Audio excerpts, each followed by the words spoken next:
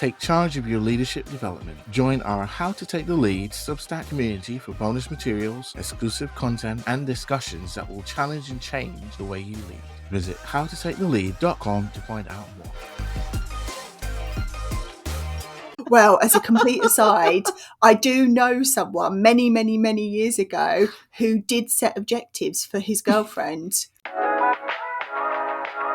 You're listening to How to Take the Lead with Lee Griffith and Carrie-Anne Wade. Two corporate colleagues turned business besties who question everything we've ever learned about leadership. What started with us putting the world to rights over a gin after work is now a weekly show challenging the myths and perceptions and exploring what leadership looks like in the modern day. We'll also be sharing our experiences and stories along the way. Visit howtotakethelead.com to find our show notes, subscribe to our email list for extra goodies, as well as catch up on previous episodes. And we're now on social media, so get involved in the conversations by following us on Twitter or Instagram at How to Take the Lead.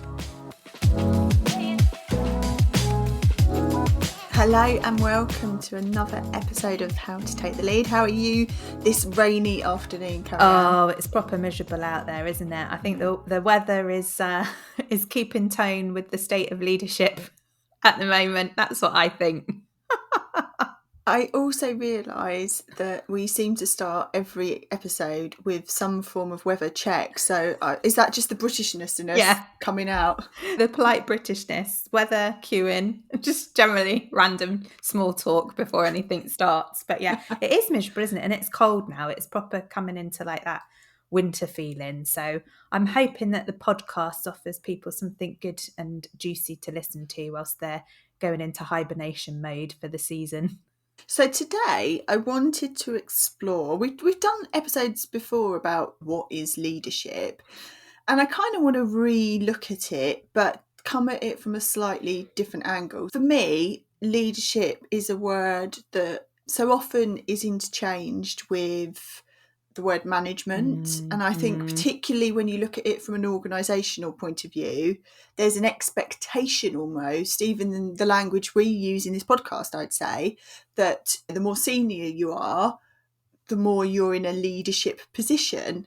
And for me, I think there is a difference between being in a leadership position and the requirements and the accountabilities of you as a person.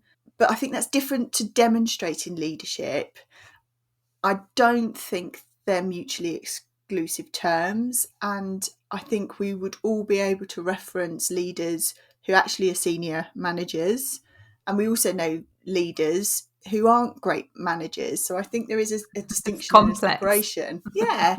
So I want to explore today a bit more around that concept of leadership and the perceptions and realities. And I suppose to kick us off, get your sense on those connotations of when you think about leadership and being a leader, what that brings up for you.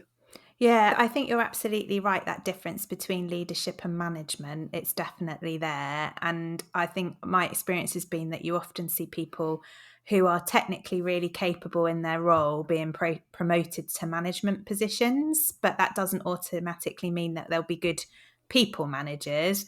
But also managing people doesn't automatically, like you say, make you a good leader. So for me, in terms of thinking about leadership, there's something about mindset and approach and actually seeing yourself as a leader rather than seeing yourself as someone who signs off annual leave, manages sickness, sets tasks for the team. I think there is a difference, and I think there is a role needed in some of that management space, but absolutely agree with you. And I think there's something for me in terms of like those connotations around being a leader.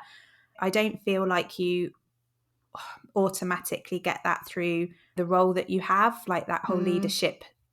When you're in that leadership space, it's not necessarily aligned to the seniority of the position that you're in. For me, I think it's definitely more about what actions you demonstrate and what behaviours you demonstrate in that leadership space. But as a leader, I think there's something that you've mentioned this already around responsibility and accountability. So I think when you step into that space as a leader, whether it's into a more senior leadership position or whether you're being a leader in your field or for a specific cause, that responsibility, I think, then comes with it. It's a responsibility to role model to others. I think connotations of being a leader for me, it definitely so linked with your integrity. You know, are you acting with integrity? Are you demonstrating your values? Are you prepared to speak out on behalf of others and advocate for them? You know, are you able to spearhead change? So it feels like lots of those kind of words and descriptions fit for me with the idea of being a leader. I think one of the other things that comes to mind for me when I talk about what it means to be a leader and what's associated with that is also that awareness that others will be critical of you if they have a different opinion and a different view, and that you have to be prepared for the impacts of that. And I sometimes think people who assume their position makes them a leader sometimes perhaps haven't done that developmental work and that thinking about what that means for them, both personally and for the people they're leading. But do you think organisations have some responsibility for that? Because Yes. I think as they're pulling people up the hierarchy because of how they've perhaps managed their function, it may or may not be their people management skills, but maybe they're excelling in their area of expertise, they get pulled up. Then the expectation and the label of leadership comes into play the more senior they get, but they don't necessarily get that schooling around, well, this is the difference when you step into a leadership space. I absolutely agree. And I see that a lot in organisations. I think people, I don't think people often get the training and development they need to become managers. Back to that point of you might be a really excellent accountant, for example, but that doesn't automatically mean you're going to be a really good manager of a team of other accountants. And I think people almost shine and excel in their sphere of professional knowledge and expertise, but often don't get that support when they then get that promotion into a management role. But I also think the development schemes and training and approach that is on offer from some organisations don't help with that shift of mindset into the leadership space, because often people will then go, oh, well, I haven't got the skills and I've been promoted to team manager, service manager, whatever, get put on a management training course, which ends up being very much driven by processes that you have to follow as a manager. Do you know the right HR processes and policies if you have to deal with a difficult member of staff or a performance issue, for example? And again, that doesn't, for me, touch on that leadership space and thinking. So I would absolutely agree organisations need to do more. And my perception is there are many organisations that maybe themselves don't understand that difference to be able to offer the right development in that space. I don't know if that's been your experience. Well, I reflect on when I was working in one organisation and we had a leadership development programme, an internal one, and everyone of a certain tier and above were automatically included in that leadership development programme. And we used to start the sessions with the chief exec asking people, put your hand up if you consider yourself to be a leader. And it was quite enlightening because actually less than half the room put their hand up. And part of the work we did was around trying to shift that mindset from your responsibilities as you become a senior leader versus those management responsibilities. And we tried to measure that over time. I haven't got any hard and fast measures. It did change. Some people did start to see themselves as that. But did we do enough? I think we still immediately labelled everyone as a leader without them demonstrating their ability or accountability of that. And I think back to your point about seniority, I guess there is an expectation that once you reach a certain level within your career or your organisation, that there is that automatic shift into that leadership space. But there will be people who are not in a senior position, but who would consider themselves to be leaders in their organisations because they're experts in their field, or because they have a huge group of colleagues potentially that look up to them for leadership, even though they're not in a leadership position. So I think it is all about perception, isn't it? And that labelling and how you manage some of that. I think that's quite interesting to explore. Because it's not only your perception of yourself. So I wonder how many people in that room who didn't perceive or did perceive themselves as leaders, if you ask the people they worked with, how many people would go, yes, I see them as a leader, or not. And I think that's sometimes more about people's behaviours, isn't it? And how they operate in that space.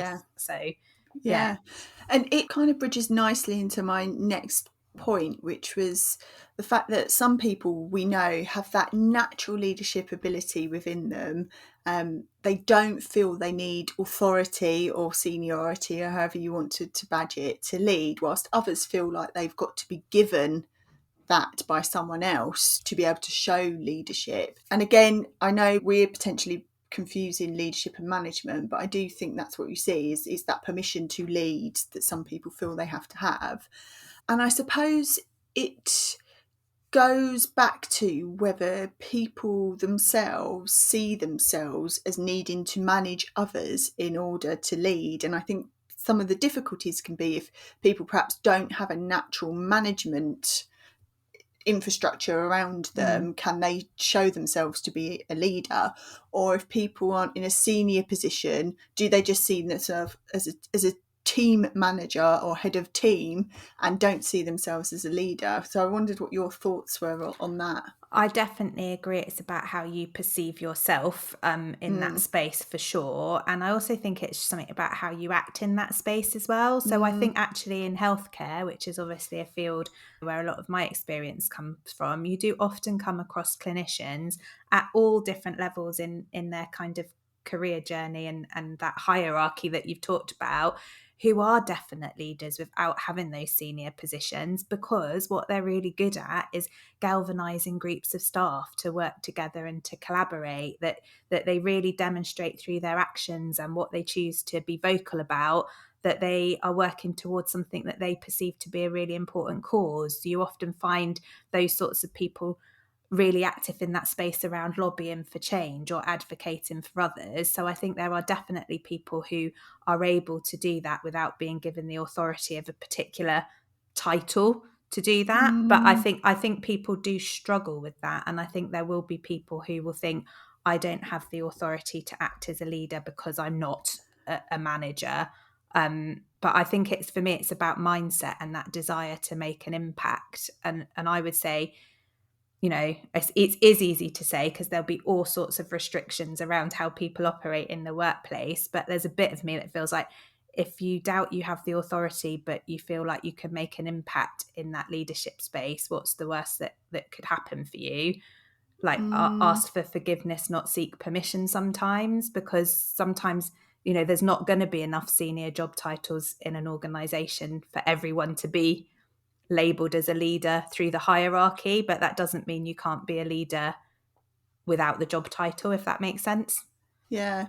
So if someone is doubting their authority to lead, or the perception of their ability to lead, what can they do about it? What sets people apart who just naturally fall into that space and seem to make it work for them, versus those that perhaps feel like they need that permission or something? I think in terms of people who don't naturally feel able to step into that space for whatever reason, there's something for me about like your support network and who you have around you who can help to influence you and challenge your thinking and help to give you that confidence, I guess, to step into that space. I go back to that, but I mean, it's about being brave, isn't it? It is about being brave enough to put yourself out there and potentially take a risk. So I guess it's also about looking at the opportunities that you have to influence and to make an impact as a leader in your organisation, regardless of role. And if there are smaller things you can do to start to make you feel more comfortable operating in that space, because I think, as we've already said,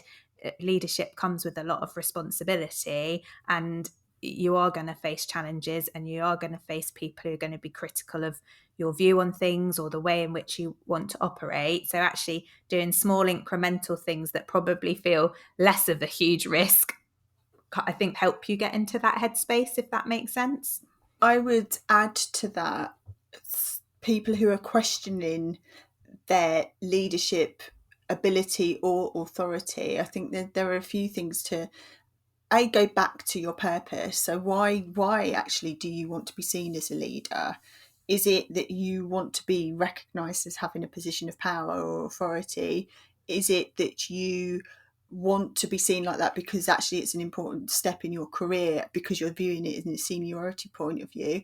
Or is it because you actually just want to be a really great manager, but you want to inspire people, you want to bring a bit extra to the role. So going back to your rationale why is, I think, a really good starting point. And I always look to people like project managers or program directors, because they're often leaders because they lead a project, but don't often have teams. They've got to galvanise other people in other teams who have different reporting and accountability lines.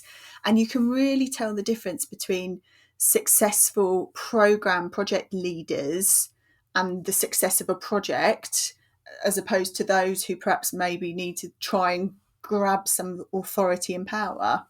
And I think that is really interesting, isn't it? Because for me, that feels like a potentially harder space to lead in when actually you don't have that authority necessarily over the people that you're trying to bring on a journey with you and get to deliver things with your kind of oversight and your vision. So I think that does demonstrate to me, people who are successful in that space definitely for me demonstrate really good and strong leadership skills. But I really like your point about asking, why do you want to be a leader? I think that should, each step of your own career journey, you should be asking, why do I want to move into that next space and take that next step? And obviously there will be people who are driven by power and wanting to have that power and influence over others in terms of the hierarchy and the seniority. That makes me feel a bit uncomfortable. It's made me feel like I'm a bit itchy about that, because that doesn't sit comfortably with me. I guess for me, I think as well, I think it's not easier for leaders, that's not the right word, but leaders who are doing something because they're passionate about a cause or the impact that they can have for other people,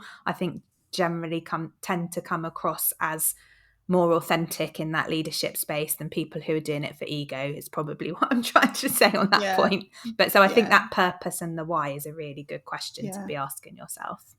And I think also asking other people the why. So if you've had feedback, and I've seen this happen, where chief exec or director says you're in a leadership position, you need to be demonstrating better leadership, or you need to show up more as a leader. The really generic feedback term that people often get thrown at them, a bit like you need to be more strategic. What the F does that mean? So being able to go to someone, if you get that feedback, and go, can we make this a bit more tangible? What do you mean? What does that look like for you? What's the space I'm not filling that I need to be? How can I demonstrate that? You want me to demonstrate something? Tell me how. What is exactly what is it that you need to see from me that would make you feel confident that I'm demonstrating what you need? And then when you hear it, you have to question whether you're comfortable with that, because some of that feedback you might get might mean that you change your mind about the why you want to be a leader in that particular space or organisation. Yeah, or you might figure out that they've got no clue what they're doing in terms of leadership, and actually that isn't the right fit for you anyway.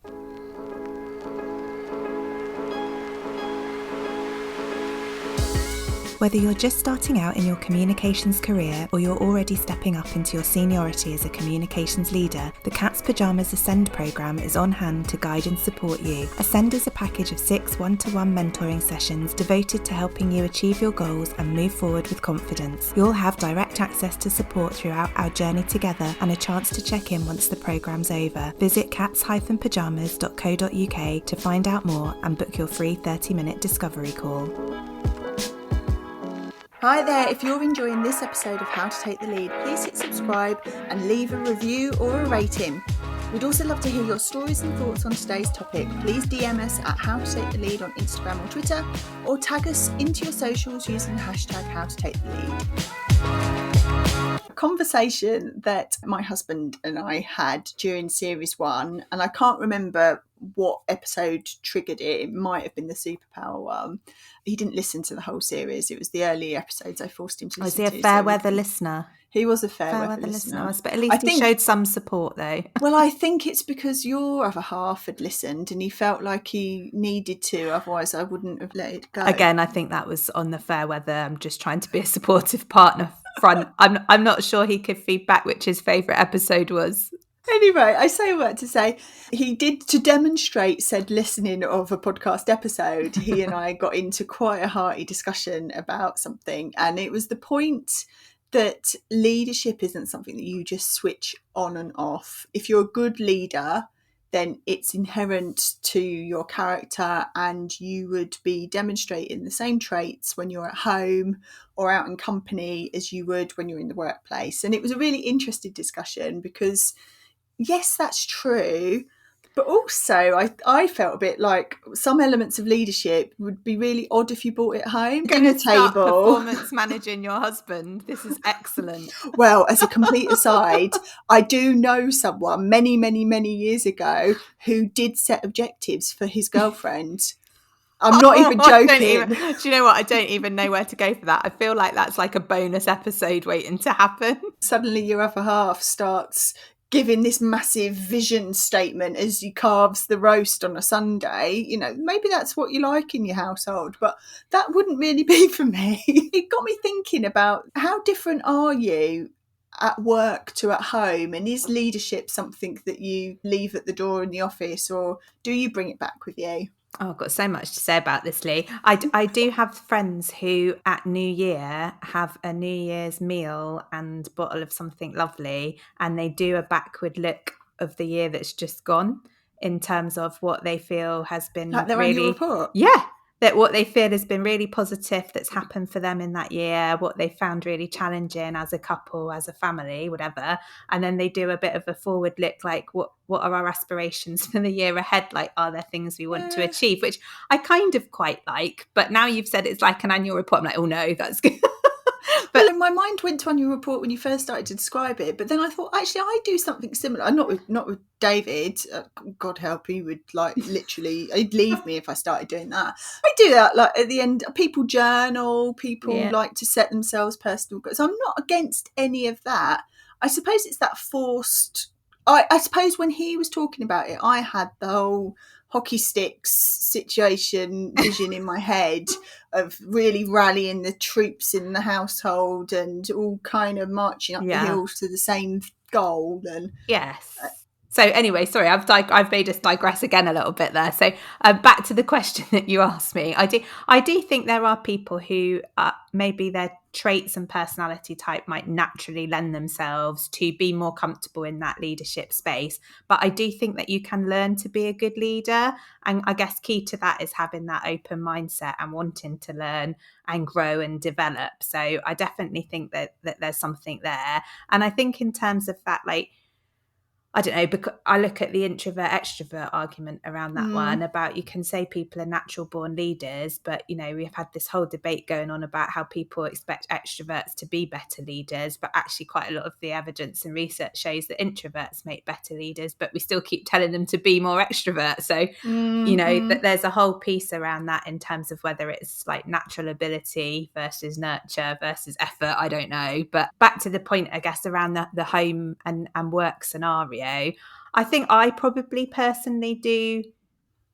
demonstrate some things because they're just inherent in me in terms of the way I act, in terms of when I'm in the home, in my home environment, in my personal life, I still operate in a way which is about the fact that actually what motivates me is achieving things and having an impact. So I'm looking for things to do in the home that make me feel like I've achieved something. I think I bring some creativity into that space, which I think I do in the professional space.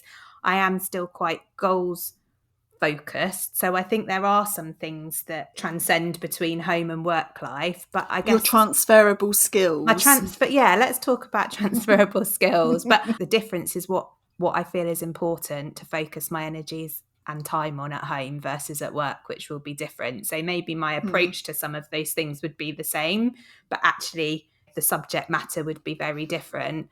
And when I was thinking about this before we started having this conversation, I thought what was quite interesting for me to reflect on is that my partner and I are both leaders in our workplace in very different fields and very different ways.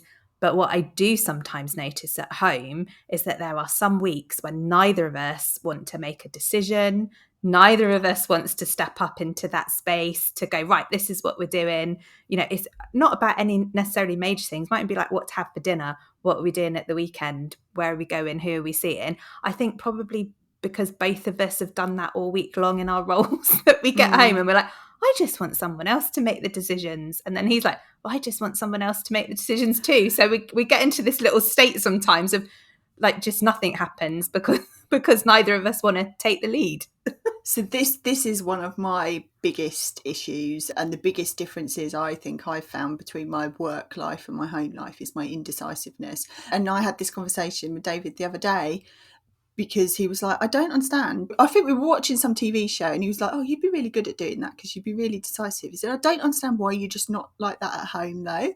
And I reflected going, yeah, I had no problems making decisions when I was at work. I'd be really clear. I'd have a process of elimination. I'd maybe seek counsel, whatever. At home, I am so indecisive, chronically indecisive. Still am, even though I run my own business. If I talk about stuff in my business, I can make a decision. And I've never thought of it, maybe I'm tired of making decisions. But yeah, that's my biggest difference. Having said that, though, I do think that I definitely much more easily in my personal life than Jim, my partner, it can easily step up into that decision-making mode, because then it gets to a point where I'm like, well, somebody has to make a decision, so I'm just going to make it, because we can't carry on in this state of like nothing's actually progressing. And I do think I'm a big picture ideas sort of person. And I think at home, I know that's one of my strengths. So I do a bit more of that in terms of the big thinking about what we're going to commit to next, what we're doing. But then I know that I rely on my partner to do all the logical, practical stuff to actually make it happen. So that's another similarity, I guess, to how I operate in the workspace as a leader. So I think you can't undo some of it. But I agree with you. I don't think you go home in leadership mode to like act a certain way. I think there's natural things that come out because that's just part of your personality and who you are, and maybe why your leadership style is like it is, but it's situation dependent, isn't it? I think. Yeah. But you do see sometimes, and I think I've been accused of this before, you come back and you're using work speak in the home, and it's like, we don't do corporate BS here, but back in the day I dabbled every now and then with it. No, I can't tell you awfully, because I did the same. And my ex-partner and I used to work together, and that was just an absolute nightmare, because you almost couldn't avoid having the corporate BS speak at home.